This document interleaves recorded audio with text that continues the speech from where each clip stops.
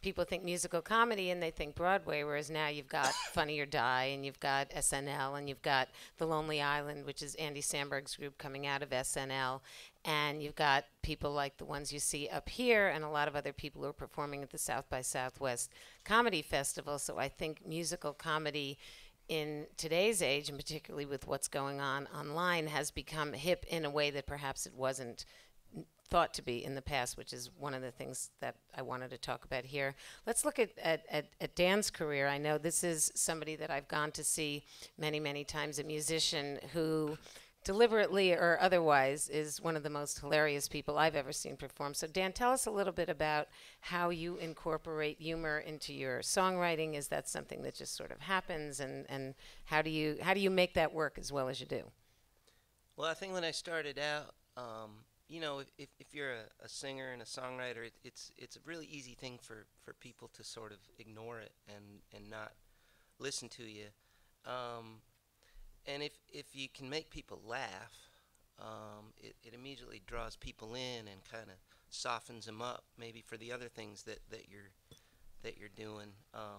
You know, unlike a comic who kind of has to kill the whole room, if you're in a musical setting and three people over here laugh, you know, a lot of times you kind of, it's like everybody else is going, what's going on? Is there something going on? I guess I better see what's going on. So, you know, I remember hearing Lenny Bruce talk about, you know, his if he could get people to laugh, then it kind of just opened them up to all the other things he might be trying to do. So,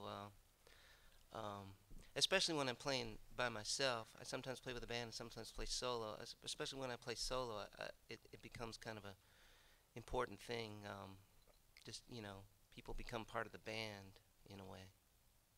Joe, we talked a little bit earlier about your start making music and how you were at one point trying to make funny music. And so why don't you share with us how that came together? Yeah, I had a sex rap group called Deep, and it was it was me and my friend Jim, and you know, it was meant to be funny. And the thing with if you're gonna do musical satire or parody, the only way to do it is to really exaggerate it, I think. So we ran into some problems because, you know, you're taking a kind of music that's already profane. Sex rap is already, it's there. The time has been put in. And then you're like, well, we want to make it funny. So to exaggerate that, you have to go 10 levels above, you know, what the standard is. And then you play it for somebody and you go, isn't this great? And they go, what the fuck is wrong with you, man? Do you hear what you're saying on this? You know? So that's when we decided to stop trying to be funny and start making just straightforward music, because we both had a background in it. And we changed the name of the band and the style of music that we were doing, and we started doing this new thing called Funeral in the Mirror, which is, you know, oddly coming from some of the same elements that the hip-hop stuff was coming from. It's still very electronic and very computerized, you know, and it's very much in the vein of like Ghostland Observatory and that sort of thing. And we started just doing legitimate music, and I really realized at that point that I needed to segregate my music from my comedy. I wasn't good at blending the two. I didn't understand how to do it, which is why I'm really, really enamored by guys like Dan, and you know, acts like Henry Phillips and, you know, Tenacious D, and the guys that are out there doing it and subtly weaving the comedy, as Dan said, you know, sort of throwing that sort of that left hook at you when you're not expecting it.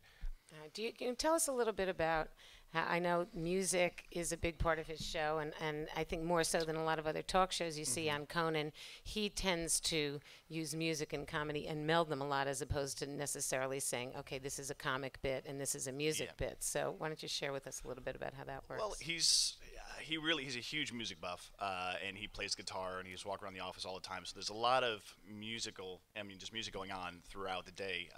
And his band, he plays off them all the time. And when Max was on the show, it was a big character on it. And even now with La Bamba, if you're familiar with him, he's the butt of a lot of jokes. So he's always playing off of them. They're writing music throughout. I mean, sketches almost always have music. And actually, one of my favorite sketches we did recently was completely music dependent.